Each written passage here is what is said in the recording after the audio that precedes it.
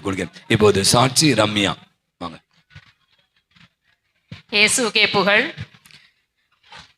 Mark நற்செய்தி அதிகாரம் 11:24. நீங்கள் இறைவனிடம் வேண்டும் பொழுது எவற்றையெல்லாம் கேட்பீர்களோ அவற்றையெல்லாம் பெற்றுவிட்டீர்கள் என நம்புங்கள், நீங்கள் கேட்டபடியே நடக்கும். இதுதான் எங்கள் குடும்பத்தோட, அதாவது கடவுள் மேலே அந்த நம்பிக்கை வச்சு தான் இன்றைக்கு நாங்கள் 24வது வருஷத்தை முடித்து திருமண வாழ்க்கையில் 25வது வருஷம் காலடி எடுத்து வைக்க போகிறோம். கடந்த 24 வருஷம் எல்லா தேவைகளிலும் பரிபூர்ணமாக எங்களுக்கு நிவர்த்தி செய்து கொடுத்த நற்கருணைநாதருக்கும் புனித கோடி அந்தோணியாருக்கும் கோடான கோடி நன்றியை செலுத்துகிறோம்.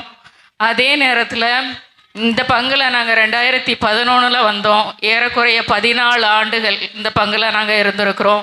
இந்த 14 ஆண்டுகளில் எல்லா செவ்வாய்க்கிழமையும் நாங்கள் சென்னையில் இருந்தோம்னா ஒரு செவ்வாய்க்கிழமை கூட நாங்கள் மிஸ் பண்ணது கிடையாது. அந்தோணியார் மேலே, அதே நேரத்தில் நற்கருணை ஆராதனை மேலே இருந்த அந்த ஒரு பற்று உறுதி அதுதான் எங்களை வழி நடத்துச்சு. ஒரு டைமில் தேவைகளுக்காக நிறைய கையேந்தி நின்றுருக்கேன். ஆனால் இன்றைக்கு பல பேருக்கு கொடுக்குற அளவுக்கு அந்தோணியாரும் சரி நற்கருணையாதரும் சரி எங்களை உயர்த்தி கொண்டு வந்திருக்காரு. அதற்கு கோடான கோடி நன்றி செலுத்துகிறேன். கடைசியாக நடந்த ஒரு பெரிய புதுமையை நான் இங்கே சொல்லிக்கிறேன். கடந்த ஜனவரி மாதம் எனக்கு கொஞ்சம் சின்ன பிரச்சனை இருந்தது. நான் எப்போவுமே ஹாஸ்பிட்டல் அவ்வளோவா போக மாட்டேன், ஹோம் கேர் ரெமெடி தான் எடுப்பேன். அப்படி எடுத்துகிட்டு இருக்கும்போது எனக்கு அது ஒரு 10-15 நாள் ஆகும்போது சிவியர் ஆகிட்டே இருந்தது. எனக்கு என்ன செய்யுதுன்னே தெரியல. நான் பல பேர்கிட்ட, எனக்கு தெரிஞ்சவங்ககிட்ட எல்லாம் என்ன செய்யணும், யார்கிட்ட போகணும், எந்த டாக்டர்கிட்ட கன்சல்ட் பண்ணணும் அப்படி சொல்லி கேட்கும்போது ஒவ்வொருத்தரும் ஒவ்வொன்றும் சொல்லிகிட்டு இருந்தாங்க. அட்லாஸ்ட் நீங்கள் சர்ஜனாக கன்சல்ட் பண்ணுங்கள் அப்படின்னு சொல்லும்போது அந்த மந்த்தும் முடிஞ்சிருச்சு. எனக்கு சிவியர் ஆயிடுச்சு. அந்த ஜனவரி கடைசியில் நான் ஆராதனைக்கு வந்தேன். அன்றைக்கு நம்ம பங்கு தந்தை தான் ஆராதனை, குணமளிக்கும் ஆராதனை. ரொம்ப அப்படியே எனக்கே நடத்தின மாதிரி இருந்தது. நான் ஒப்பு கொடுத்துட்டு போனேன். சரி ஓகே போகலாம் அப்படின்னு சொல்லிட்டு மறுநாள் அந்த சர்ஜனை போய் பார்த்தோம். அவங்க இன்றைக்கி இல்லைன்னா நீங்கள் நாளைக்கு ஆப்ரேஷன் பண்ணி ஆகணும் அப்படின்னு சொல்லிட்டாங்க. நானும் எனக்கு இருந்த கஷ்டத்தில் என் வீட்டுக்காரர்கிட்ட இல்லை இன்றைக்கே நாளைக்கு பண்ணிடலாம் அப்படின்னு சொல்லிட்டேன். அப்புறம் வீட்டுக்கு வந்த பிறகு சரி இவர் சொன்னார், நம்ம அந்தோணியாருக்கு ஒரு அசனம் வச்சுருவோம், கண்டிப்பாக ஒன்றும் நடக்காது, ஆப்ரேஷன் பண்ணுற அளவுக்கு போகாது. ஏன்னா அவங்க ரொம்ப சீரியஸாக சொன்னாங்க. அப்புறம் திரும்ப ஒரு 2-3 நாள் கழித்து அதுக்குள்ளே ஒரு வாரம் ஆச்சு. நான் இன்னொரு டாக்டரை கன்சல்ட் பண்ணிவிட்டு நம்ம ஆப்ரேஷன் போய்க்கலாம்.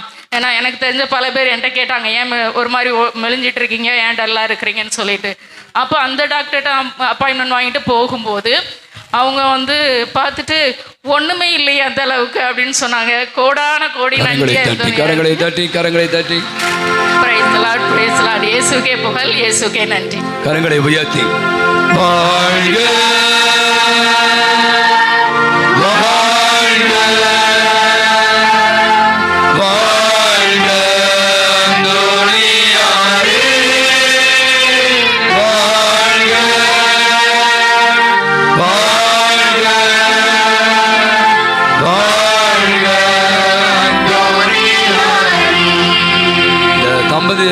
ஜெரால் ரம்யா அவர்கள் நாளை தினம் தங்களுடைய திருமண 25 ஆண்டை கொண்டாடுறாங்க. அதனுடைய நன்றியாக நம்ம அனைவரும் கூட நிகழ்ச்சியை கொடுத்திருக்காங்க. அந்த குடும்பத்துக்கு நம்முடைய நன்றிகளும் ஜெபங்களும். மைக்கிட்ட வச்சுங்க. இயேசுவே ஆண்டவர், மரியே வாழ்க. உங்க பேர் சொல்லுங்க. பேர் எங்க இருந்து வரீங்க? என் பேர் அமலேஷ் ஷாம்லி. எந்த பங்கு? நான் வடசரவாக்கம் பங்குல இருந்து வரேன்.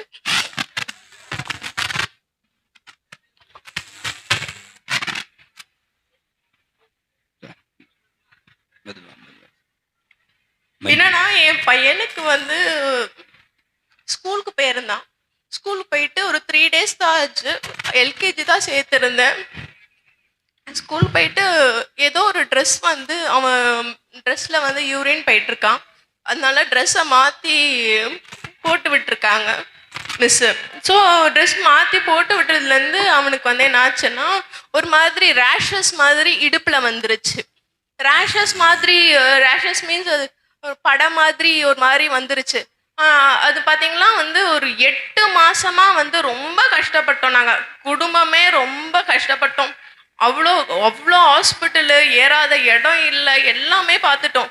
ஆனால் எங்களுக்கு எங்கள் சர்ச்சில் சொன்னாங்க, இந்த மாதிரி அந்தோணியார் சர்ச்சுக்கு இங்கே மதுரவாயில் போங்க அப்படின்ட்டுன்னு சொல்லியிருந்தாங்க. ஸோ எங்கள் அம்மா என்ன சொன்னாங்க, நான் 13 வாரம் பிள்ளைக்காகவே வாங்க ரொம்ப ரேஷஸ். அது வந்து அவனுக்கு அதிப்பு அப்படி இருக்கும், தூங்க முடியாது, அவனால எதுவுமே பண்ண முடியாது, விளையாட முடியாது, யார் பிள்ளைங்களோட சேர முடியாது. ஏன்னா வந்து அந்த பிள்ளைங்களுக்கு வந்துருமோ அப்படின்ட்டுன்னு பயப்படுவேன் நான். அதனால என் கையிலேயே வச்சுட்டு இருப்பேன் நான். ஆனா என் பையன் வந்து அந்த மாதிரி துருத்துன்ற இருக்கிற பிள்ளை. இப்ப கூட பாத்தீங்கன்னா ஓடிக்கிட்டே இருப்பான். அந்த மாதிரி பிள்ளை. அந்த பிள்ளைக்கு வந்து எங்க அப்பா எப்ப பார்த்தாலும் திட்டிக்கிட்டே இருப்பாரு. நானும் வந்து வேலைக்கு போயிட்டு இருக்கிறேன். வேலைக்கு போயிட்டு டியூஷனுக்கு போயிட்டு வீட்டுக்கு சமையல் செஞ்சுக்கிட்டு இவனை வந்து எங்க அம்மா வீட்டுல விட்டுடுவேன். திட்டிக்கிட்டே இருப்பாரு, அவனை பார்க்க மாட்டேன். ஆனாலும் வாரத்துக்கு ஒரு வாட்டி ஹாஸ்பிட்டல் போயிட்டு வருவேன். என்ன மருந்து போட்டாலும் ஒர்க் அவுட்டே ஆகல. நாங்க ஃபர்ஸ்ட் வீக்கு நாங்க அந்தோனியார் சர்ச்சுக்கு வந்தோம். வந்து நாங்க அந்தோனியார் கிட்ட ப்ரேயர் பண்ணோம். பன் கொடுத்தாங்க, சாமி எண்ணெய் வச்சாங்க. எங்க அப்பா என்ன பண்ணாருன்னா அந்த சாமி எண்ணெய் எடுத்து அப்படியே அவனுக்கு அந்த இடுப்புல தடவி விட்டாங்க. விட்டு அந்த ஃபர்ஸ்ட் செவ்வாய்க்கிழமை நாங்க வந்த போது விட்ட உடனே நைட்டு தூங்கி எழுந்திருச்ச பார்த்தா அவனுக்கு அந்த இடத்துல அந்த அந்த ரேஷஸே இல்லாம போயிடுச்சு. கரங்களை தட்டுங்க. அவ்வளோ நாங்க படாத பாடுபட்டுட்டே இருந்தேன். ஏன்னா இந்த வழியும் இருந்தது, பிளஸ் எனக்கு வந்து படிச்சுக்கிட்டோ இருக்கிறேன். ஆனா எனக்கு அந்தோனியார் 2 அற்புதம் கொடுத்திருந்தாரு. ஒண்ணு வந்து என் பிள்ளைக்கு வந்து ரேஷஸ்னால வந்து சரியா போச்சு வந்து ஒரே வாரத்துல. அப்புறமா எனக்கு வந்து 7th வீக் நான் வரும்போது நான் ஸ்காலர்ஷிப் போட்டிருந்தேன் பிஹெச்டிக்காக. ஸோ காலேஜுக்கும் போயிட்டு பிஹெச்டிக்கும் போவேன். அது வீட்டுக்கு வந்துட்டு நான் டியூஷனுக்கும் போயிட்டு வீட்டுக்கு வந்து நான் வந்து சமையலும் செய்வேன். எனக்கு அந்தோனியார் நான் அவ்வளோ ஓடுவேன். ஆனா நான் வந்து கடவுளை எப்பவுமே விட மாட்டேன். எங்க அம்மா எனக்கு அப்போத்துலேருந்து கொடுத்த ஒரு இதுவே, கடவுளை விடவே கூடாது. நான் எங்க போனாலும் வந்து கோயிலுக்கு வந்து உட்காந்துருவேன். அப்புறமா வந்து பார்த்தா எனக்கு ஸ்காலர்ஷிப்லாம் கிடைக்காது, நம்மளுக்குலாம் கொடுப்பாங்களா அப்படின்ட்டுலாம் இருந்தேன். பார்த்தா எனக்கு தான் நான் தான் ஃபர்ஸ்ட் பேர் கமலேஷா அப்படின்ட்டு. எனக்கு 1 lakh வந்து கவர்மெண்டே வந்து எனக்கு 1 லட்சம் ஸ்காலர்ஷிப் கொடுத்துருந்தாங்க. ஸோ எனக்கு இங்க சர்ச்சுக்கு வந்ததுலேருந்து 2 அற்புதம் என்னுடைய வாழ்க்கையில. ஸோ இயேசுவே ஆண்டவர், கரங்களை உயர்த்தி வாழ்க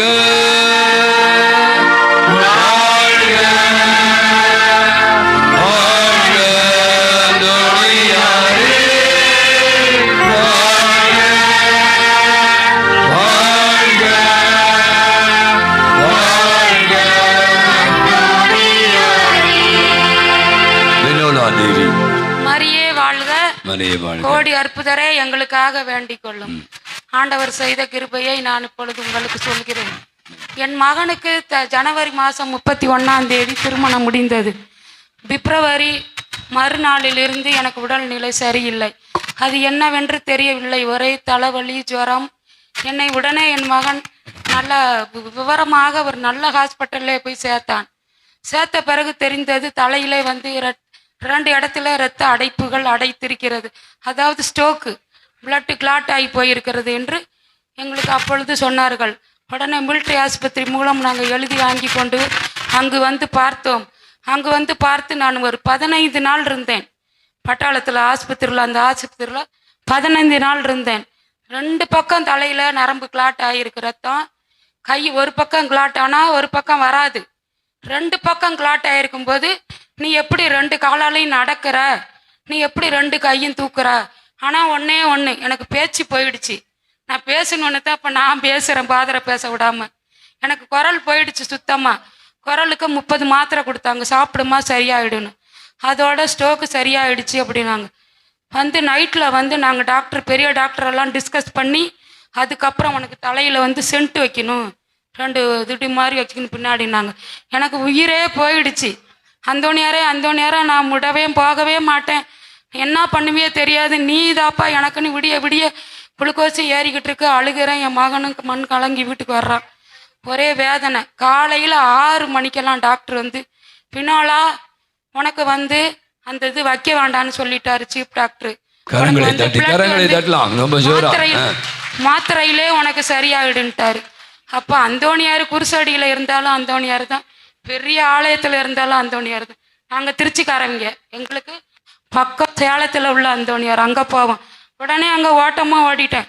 போன மாதம் 1 தேதி செவ்வாய்க்கிழமை அங்கே மொட்டை அடிச்சுக்கிட்டேன்.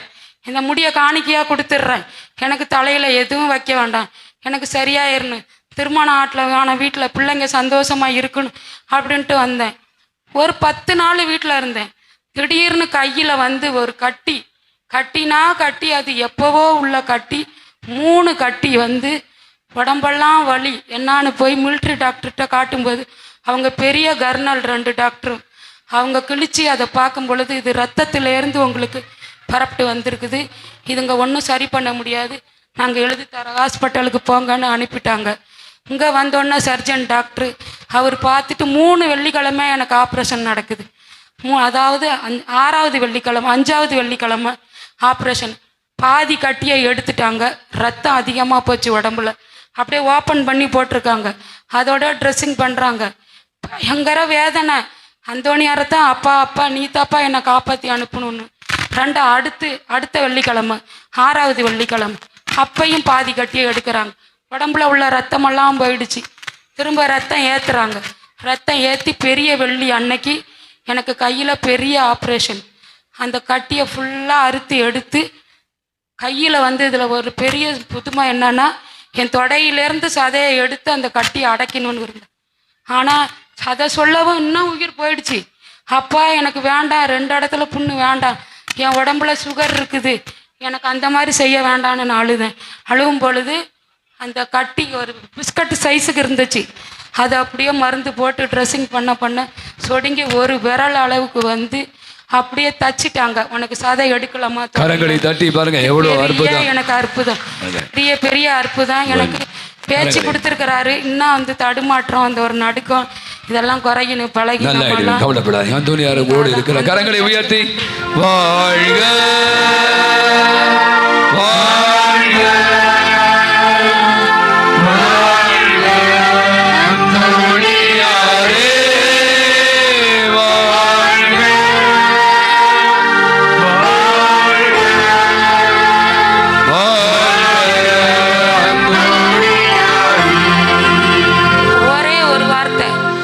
போய் நான் டாக்டர்கிட்ட போய் இந்த கை மட்டும் எனக்கு மரங்குதுங்க, என்னான்னு தெரியலன்னு.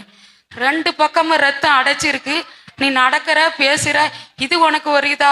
உன்னை கடவுள் பெரிய மிராக்கல் பண்ணியிருக்கிறாரு. நாங்க அந்தோணியாருக்கு நன்றி. வாழ்த்துக்கள். God bless. மைக் கிட்ட வச்சு பேசு. இயேசுக்கே நன்றி. மரியே வாழ்க. போன வாரம் 28ஆம் தேதி காலையில 8:30க்கு வேலைக்கு வந்த விஜயகாந்த் சத்திரத்துல இருந்து இப்படி குறுக்க வரக்குள்ள ஒரு பைக்குக்காரன் வந்து வேகமா தொடையில இடிச்சு என்னை கீழே தள்ளிட்டாங்க.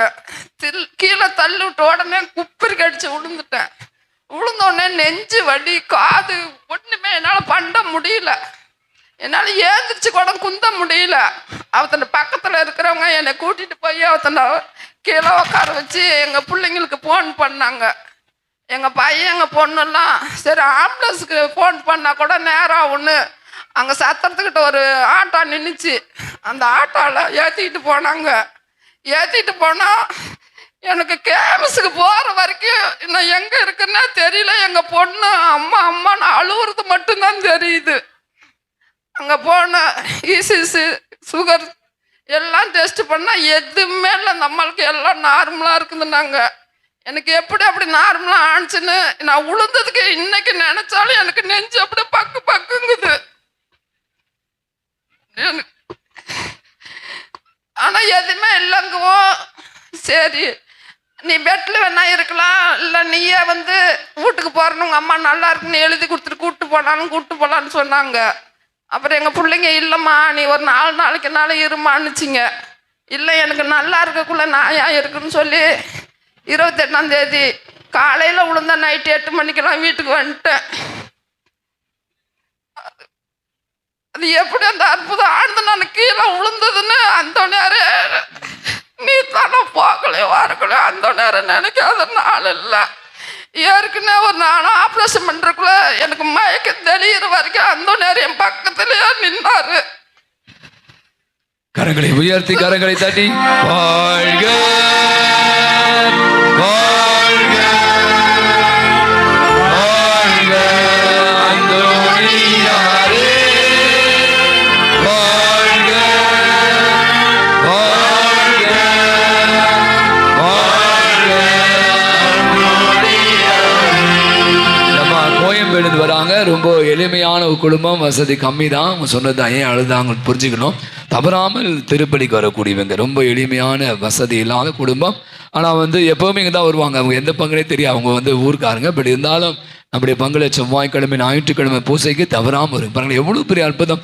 கீழே வந்தால் எப்படி அடிபட்டுக்கணும் எனக்கு ஒன்றுமே தெரியல. ஆனால் என் பக்கத்தில் அந்தோனியா நின்றை தான் சாதாரண விசுவாசம்.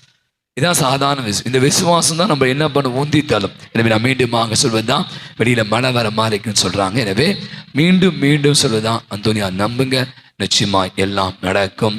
அந்தோனியார் உங்களுக்கு அனைத்தையும் செய்வார். இப்போது என்னை மந்திரிப்பா தந்தை, வரிசைகரமாக வருவோம். நாம் அனைவரும் உணவருந்து செல்லலாம்.